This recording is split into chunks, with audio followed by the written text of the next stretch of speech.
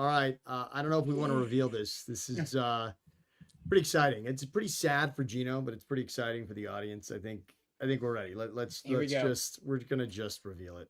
I mean, look at how beautiful. double There pink. you go.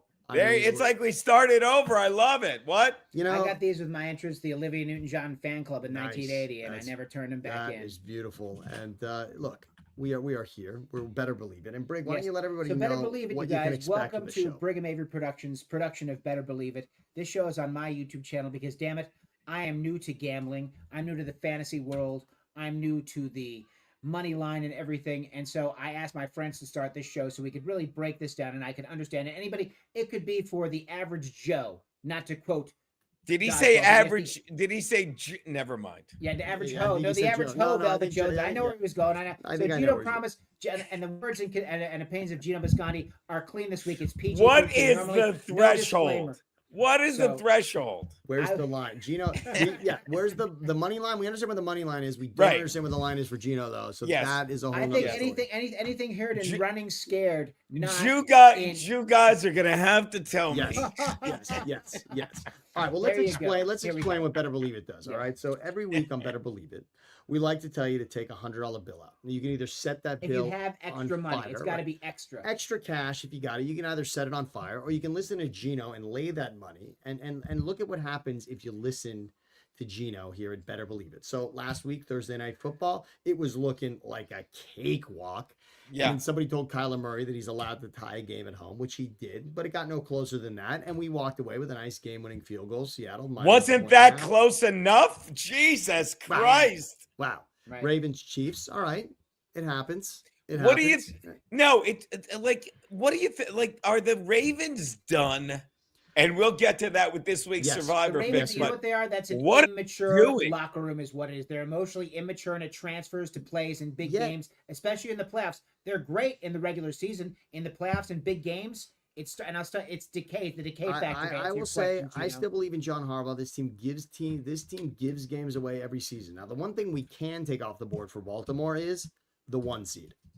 I don't know that there's a scenario in which Baltimore finds themselves as the 1 seed with the bye week, considering they now have no tiebreaker against the Bills, no tiebreaker against the Chiefs. I still would say winning that division is very much in contention for them. I know we're going to get to that. Packers, Cowboys, wow. Yeah. A tie game. We all love a nice tie. I don't know what was happening there at Texas Stadium, AT&T. The fact that second is on the clock when Jordan Love decides. Now, look.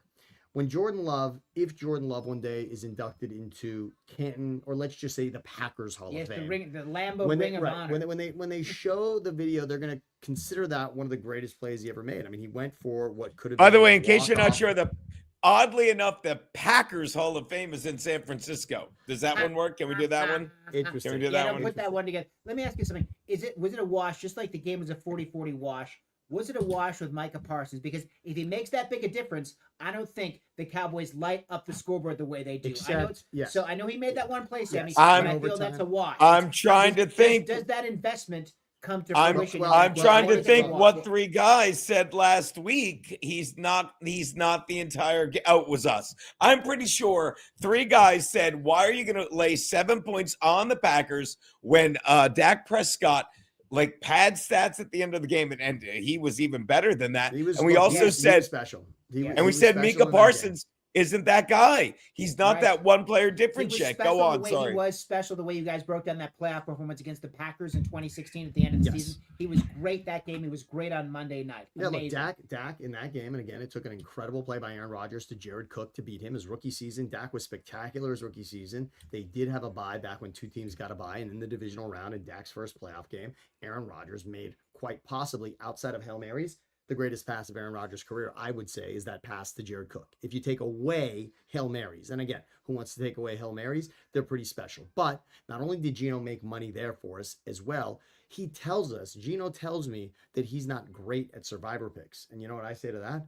That is absolutely not true. Geno has kept you alive in the suicide pool, in the survivor pool.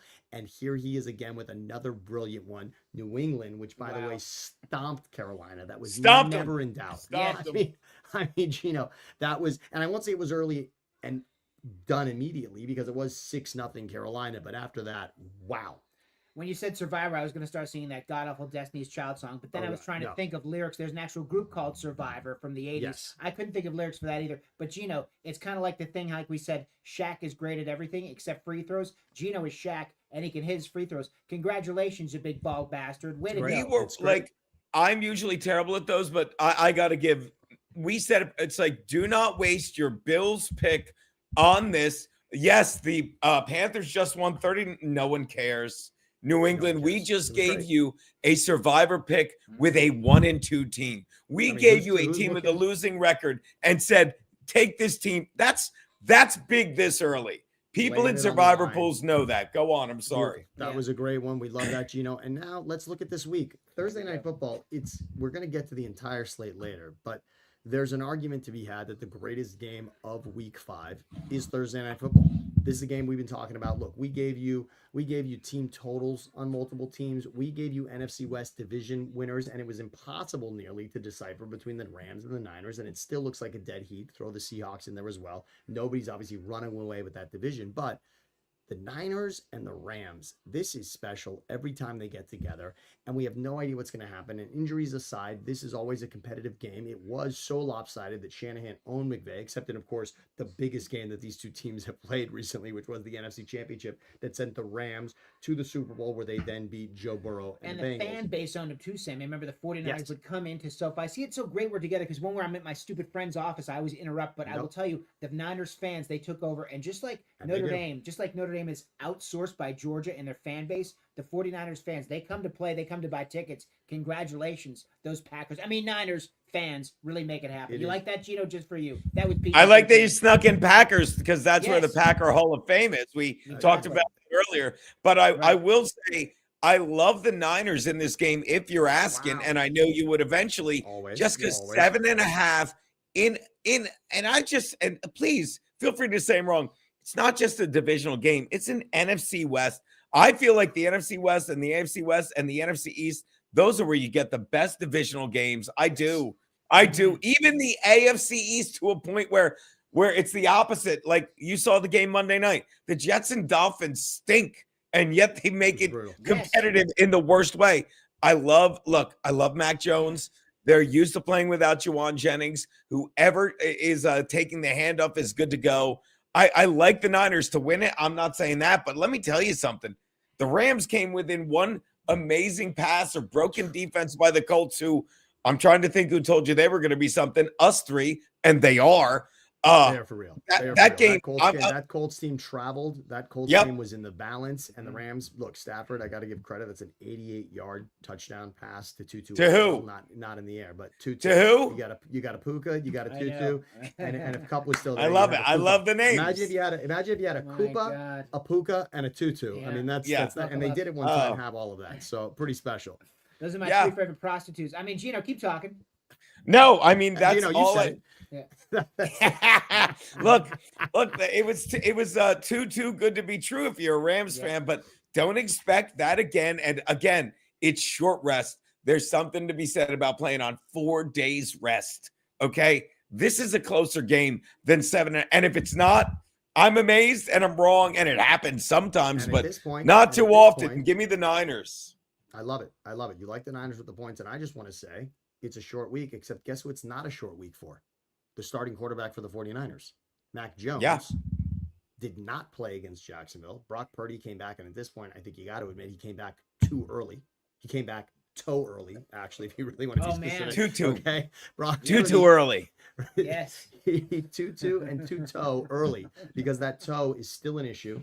Turf toe is now an issue for Brock Purdy, and he will not be playing in this game. I've got a lot to say, and I'm sure Geno heard me saying it with Larry Krueger on Tuesday. I was so upset. There was such an opportunity to have Mac Jones play another game. He's already won 2 games for you.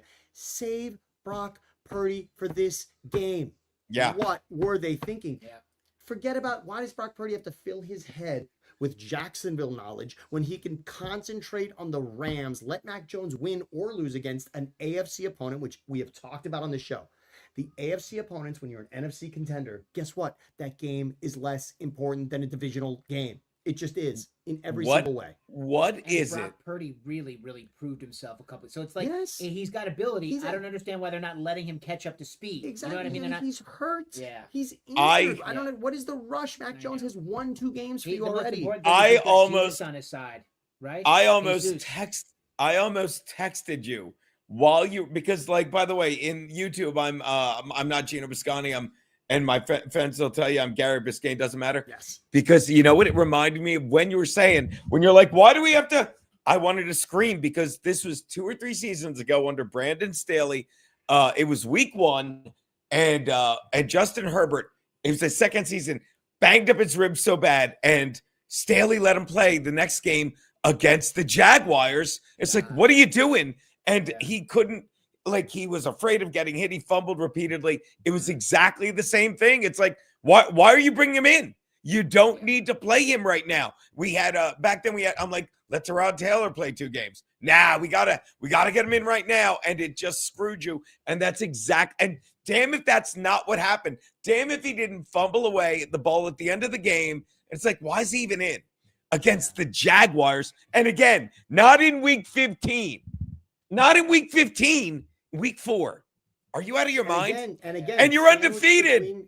You're undefeated. Yeah. It's sandwiched between 2 divisional games, and we all know this division is going to come down to this split right here. Niners and Rams play 2 games. I guarantee you it is these 2 games that spells the division. And now you're going in with Mac Jones, but I'm going to spin it positively, and I'm going to say, just like I wanted Brock to have the ultimate buy into this game by not having to worry about Jacksonville, well, guess what? Mac Jones, yeah, he studied a little bit, but he knew he wasn't starting that game. He didn't get out on the field, and now he is more prepared and, frankly, has more rest time than Matthew Stafford for this game. So Yeah.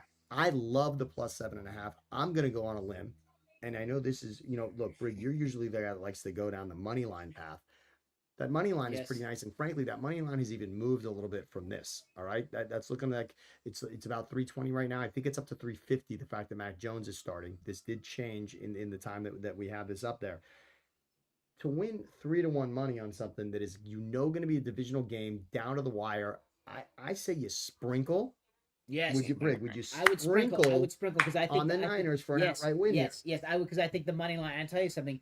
I think the money line is going to be something that I'm looking at, because so many times what I've realized in my short term, in my novice reality in this world, the money line is what wins. I mean, you get action on both sides, but ultimately, I mean, so many of these things you could just win if you bet the money line. Again, so because again, look, there's no doubt that Geno's going to be ready. This is just a close game. I mean, this is a divisional game. Yes. It's likely going to be close. If it's close at all, we get Geno's bet. But imagine if you really do sometimes think that something special could happen, take a look at that money line, take Geno's info, and ask yourself, is it worth a little sprinkle to make some significant money there? And these are the kind of games that come down to, these are constantly, every season, you're looking at a team schedule and you're going, wow, what?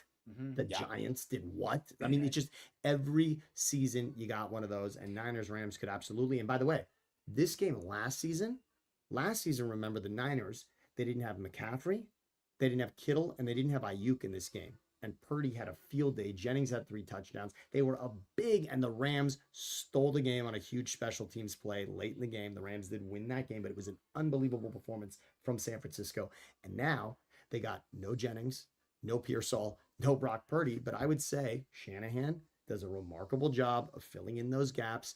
And this is just, I'm sorry, it's not like either team is looking past this, but this is going to come down to the wire. It just always It's one of those exception game guys. Because it's a Thursday night game and everything goes out the window, but it's a division Thursday night game. And so these guys, you have to give it the exponential eyeball test, because it's a Thursday game, which is crazy. But these 2 division rivals know each other. Then it's going to be buck wild, as Flavor Flav would say. And take it from a guy who was just thank God that we were hanging out at your house for that Charger Denver game, because I just went to the Giants Charger game at MetLife Stadium, that shithole. And let me tell you, as much as people will tell you, oh, what are you going to do without your running backs? What are you going to do without your wide receivers? That makes such a little difference when you have guys that can't wait to step up. You can sign a guy off the street to be your starting running back. But if you have problems with your offensive line, ask Justin Herbert. If you have problems with your defensive secondary, this is where shit starts to fall apart. If you're going to be like, well, they don't have they've got 9 receivers that barely didn't make the team and are on the practice squad, and they will be PERFECT fine. Okay? Thoughts? Yeah. Well, the thoughts are this. Very simple, Geno. You cannot lose both tackles. I'm sorry, whatever you thought your season was going to be, you can't lose two tackles. To start the season without Slater, to lose Alt in that game, it's completely different. Now, there are going to be people that say Chargers are charging a game that they should win. I'd say this much. Aren't we willing to admit that the Giants are a clean slate once Jackson Dart becomes the starter? We have no idea what to expect from that team. You got Russell Wilson came in. Russell Wilson came in for one play, and he took a sack like this. Like he held the football like it was his bag of money. He's like money, and he just. Sorry to interrupt your break. It was hilarious, Sam.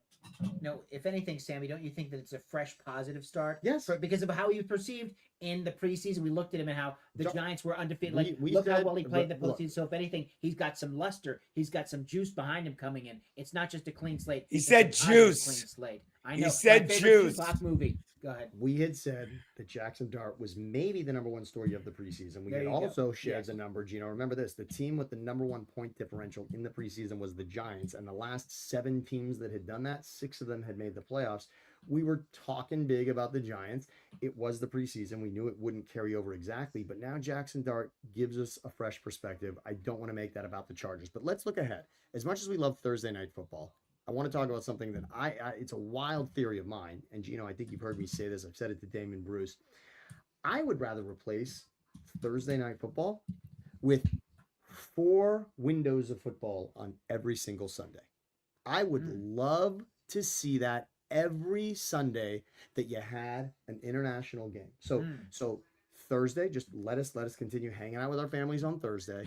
And then on Sunday, get me an East Coast 9:30 a.m., 1 p.m., 4 p.m., 8 p.m.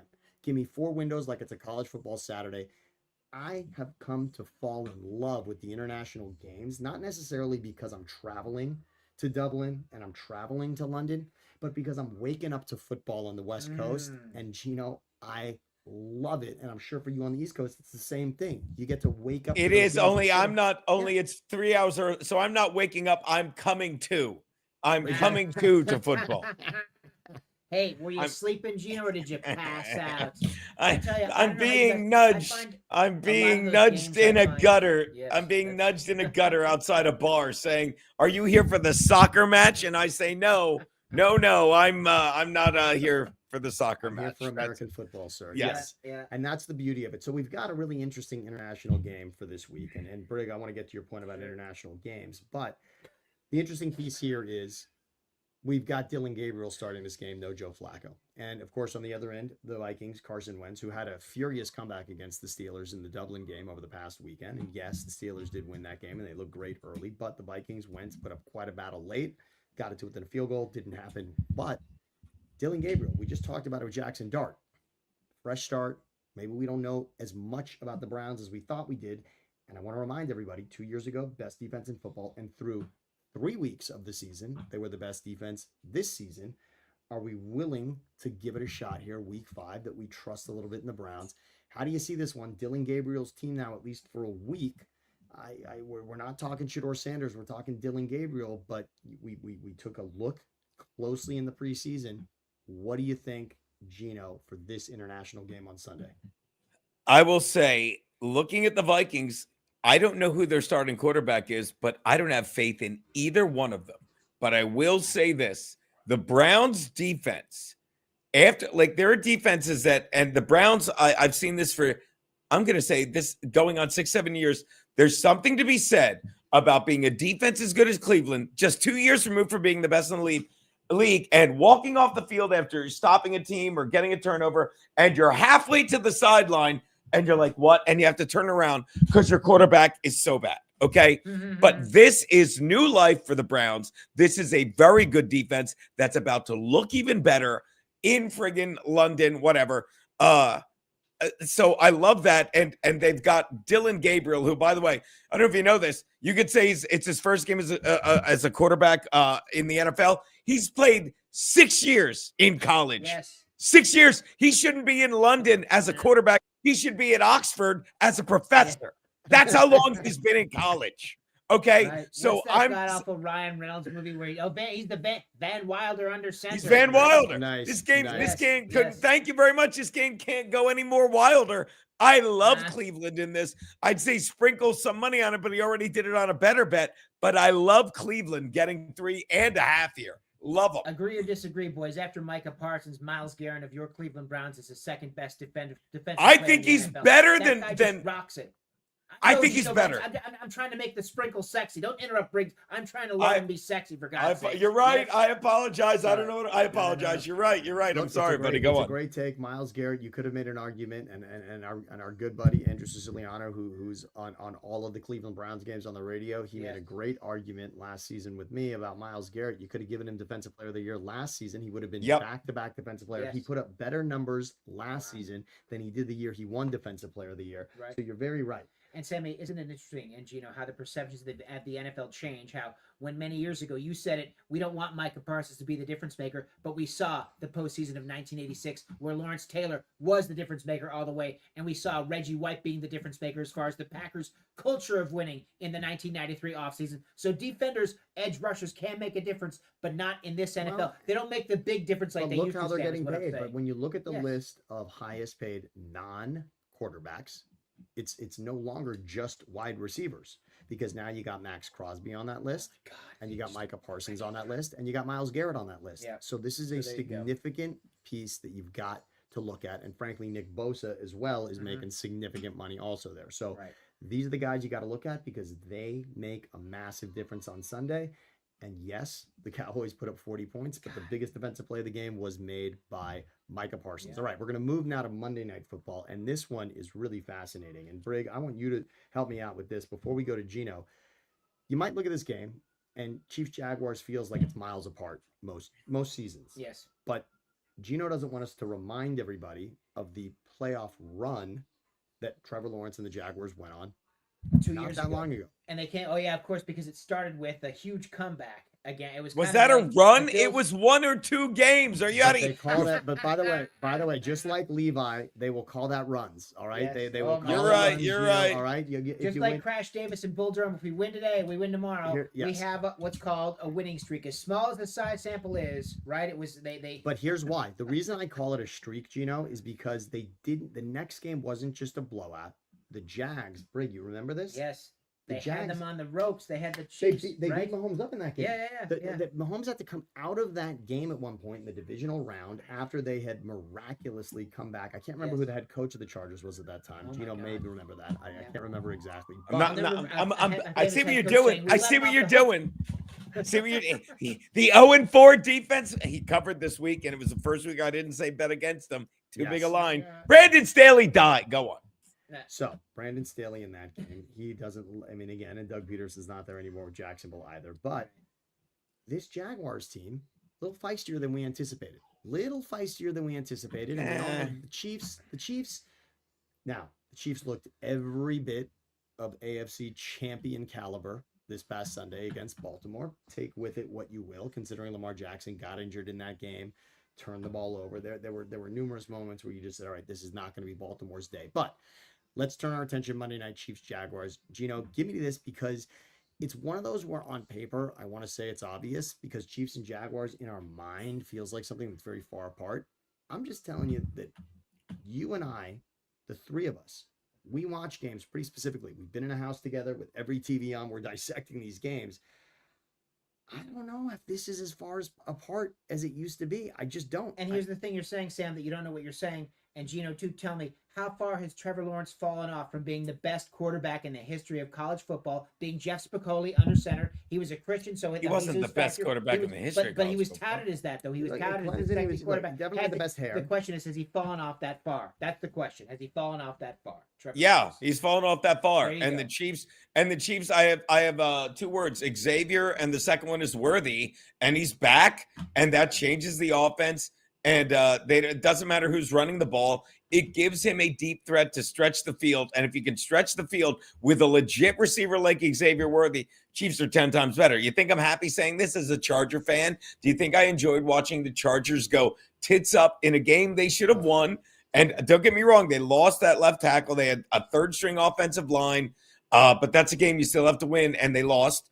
And now the Chiefs they're getting their momentum back. And I have to listen to this conversation, and I want to be wrong, but this game's not going to be close. This game is not going to be close. The Jags are 3-1 against very bad teams. Stop it. So Stop it. Duval. Paper champion. We're going to see a lot in the pregame about Duval and probably looking back. Do you realize the Jaguars were, it's not so long ago, 2017 season, 2018 date.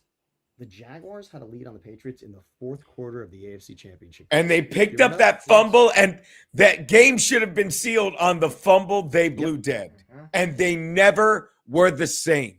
Yeah. Am I wrong? I think you were saying that. I bet, you know what? I bet Blake Bortles makes an appearance on Monday. I bet we see Blake Bortles. I really do. I bet somebody's talking to him. I bet there's going to be at least a shot, a cutaway at some point. I have a feeling you're going to see Blake Bortles on Monday, but that's a great one. I love it. And then Brig, I'll come to you. Money line. You know, you got Geno feeling the Chiefs at -3.5. That's fine. Hope I'm wrong. Would you? I mean, you got a chance to make significant money if you think the Jaguars could have a chance. I mean, is there anything you saw? I just wonder about familiarity. If the Jaguars are familiar and if they're confident enough, if there's a residue of confidence from their past performances against the Chiefs to affect this and make the money line. Yeah, anything more. And I'll say this much: Geno may have brought up the best point. The Jaguars were incredibly impressive defensively against the 49ers this past weekend, but you could argue San Francisco had nobody on the field as talented as Xavier Worthy. Right, I would say really. I mean, that's been an issue, and yes, Brock Purdy was there, but they, without Kittle, without Ayuk, there's really, you don't have that game breaker the way the Chiefs do. So perhaps that'll be the difference. All right, now I want to look at the entire slate because this is our favorite thing to do. Frankly, it's going to be our favorite thing to do until we lose, but you know what? That's just not something we're accustomed to doing here. So when we look at the entire slate, for those of you that are lucky enough to have survived a couple of ridiculous upsets over the last 2 weekends, including a ton of people who I'm sure had the Chargers going up against the rookie quarterback last And we told you stay away from that. We did. And you should be so lucky. But now, for this week, give it to us quick. Geno, what do you think? What is the suicide? What is the suicide pool pick? What should we do here? You do realize we've gotten you to week 5 and you've used the Bengals, who are under 500. The Patriots, who were under 500 when we told you to take them. Okay. There was another cake team we told you to take. Who was it? I can't even think of it now. Well, first of all, Cincinnati week 1, which, by the way, we got Cincinnati back when Joe Burrow was actually playing quarterback for them. We only had 2 weeks of that, and the Buccaneers, right? And we had the Bucs as well. Yes. So we've been pretty all over this. We had Cincinnati. We had were the Cardinals the other team? I believe we did have Arizona as well, and it probably was against Carolina. Yes, it was, because we almost got screwed on the only recovery of the new dynamic kickoff for this season is Carolina, and they recovered one in a chance to come back wildly against Arizona. But yeah, we had Arizona. They did stave off the Panthers comeback, and we are perfect to this. We have yet, week, Geno? And this week we're going to give you another losing team to get you through it. Although the losing team, it's the 1-3 Ravens I love against the Texans. I'm sorry. You have to.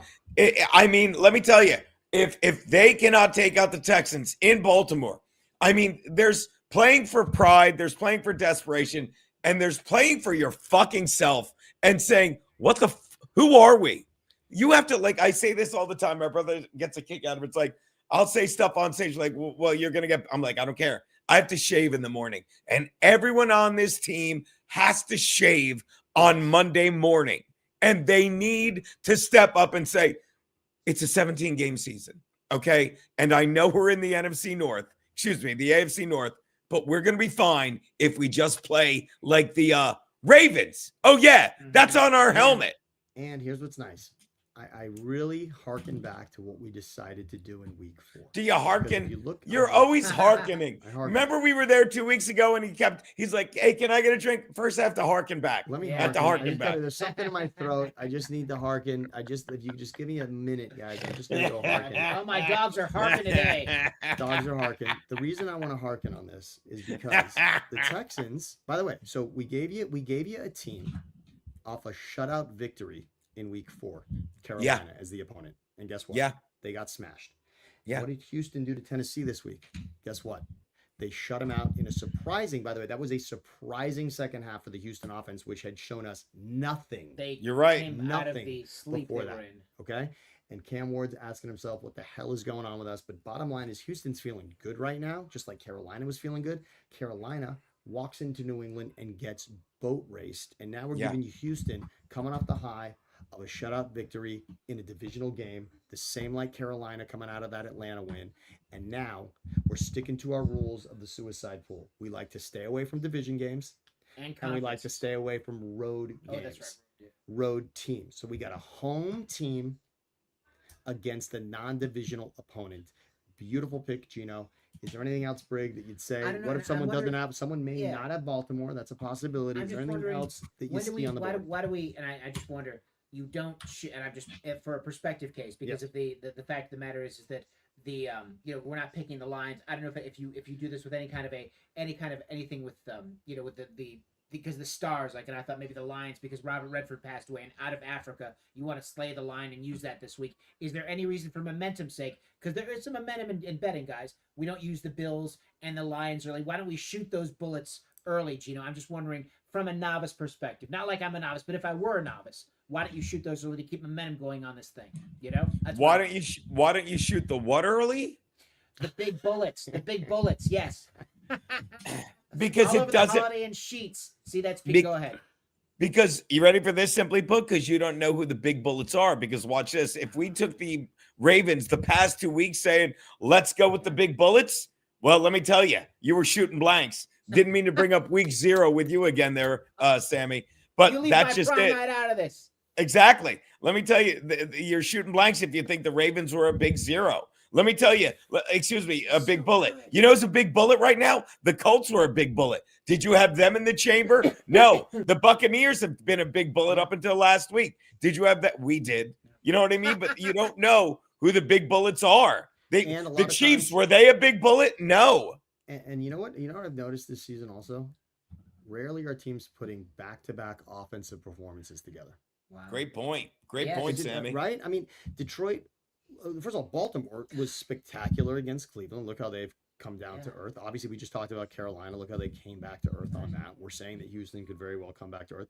And Detroit, for as amazing as they looked against the defense of the Browns last week, and yes, this will be in Cincinnati. That would be the one thing I would say. I mean, as far as the rules that go there with Brig, it's a road game for Detroit. Right. So you like to avoid that if possible. The spread, I'm sure the spread on that Cincinnati game is looking pretty ugly considering the way the Bengals looked on Monday night against the Broncos. But I just want to remind everyone, just because Detroit looked like world beaters this past Sunday, it just hasn't translated week to week this season. It really hasn't. Think about how bad Dallas looked offensively, and then all of a sudden they come back and put 40 on the Packers. So I just want to remind everyone, week to week, this league changes quick. All right, now let's show everybody what we got. I want you to, everyone here, take a picture of this. By the way, do you want to sprinkle? I saw this. You know what the line is in the Jets-Dallas game? Ooh, give it to me. Jets are only getting 2.5 in Dallas. Yeah. Something's going on there, buddy. Something's going on there. Dallas lines. Ever since Brig came over here and had the Bears smash the Cowboys that winning game, it was so great. Getting half a point in that game, and I didn't understand it. Now, of course, I do. But if you want to take your $100 and you want to tell your wife you're making an investment, we're investing with Geno Bisconte LLC, our friend from Pennsylvania. This is what you want to do. Thursday night football, Niners plus 7.5. You want to wake up early on Sunday with Dylan Gabriel's first start. Go with the rookie. You saw what a rookie did this past week in winning outright against the Chargers. You got Dylan Gabriel in his first start for the Browns plus 3.5. Chiefs, Jags, we're siding with the idea that Kansas City is more the team that we saw last week than the Jags are the team that we saw last week. I think it's a fair makes bet. sense. It's Yes. a fair We're bet. also siding with the fact, and I'll give props to your boy Coward said it. They're 0-2 against what may be the two best teams in football, Yes. even though the Chargers certainly aren't without their offensive line. So, and But now they're they're getting playing Xavier Worthy back, and that makes a world of difference to me. Sorry to interrupt you. Huge. No, you're absolutely right. So we're comfortable with the 3.5, laying that in case he's going to cover it, and then your survivor pick for those that still have Baltimore. And by the way, why wouldn't you? They're 1-3, so they haven't exactly been Yeah. a cakewalk to this point. Hopefully, you saved Baltimore for a game like this where they are at home against the team that might think they've solved their issues, the Texans. But guess what? Consider the opponent in Houston's first win. That was Cam Ward and the Titans. They're 0 for this season. And yes, Houston figured it out for a half, but we're saying don't believe it, just like we told you not to believe what happened with Carolina and Atlanta. And Carolina came back to earth. They were the team we picked against, and we're picking against the Texans this week. So there it is. And I want to say Take thank a you to photo. Geno for explaining the essence of the big bullet, small bullet, the magic bullet JFK Yes. assassination. Because really, I understand a lot more, and I feel like the shady cop from Witness. Remember that? He goes, Oh, "Thank you yeah. so much. It's been an education." Remember that? When he Yes, gets, I don't the know what we education. can't find the Amish people. We don't have phone records. They don't pay taxes. He goes, "Thank you. It's been an education." Bisconte, the picks this week. It's been an education, especially what is that? The suicide pool. Oh, the right? suicide- we That did- was an education. You Thank see? you, Geno. There you go. Thank We Yeah. teach everybody, and not only Yes. we teach everybody, we protect your money. We're just here to Yes. Yeah, protect he's your a money. big That's all. boy. He knows what he said. That Knows what he said. Sammy's a He big boy. He knows knows what what Was he he said. shaking, Frankie? Was he shaking? All right, boys, we will catch you again next week. We cannot wait.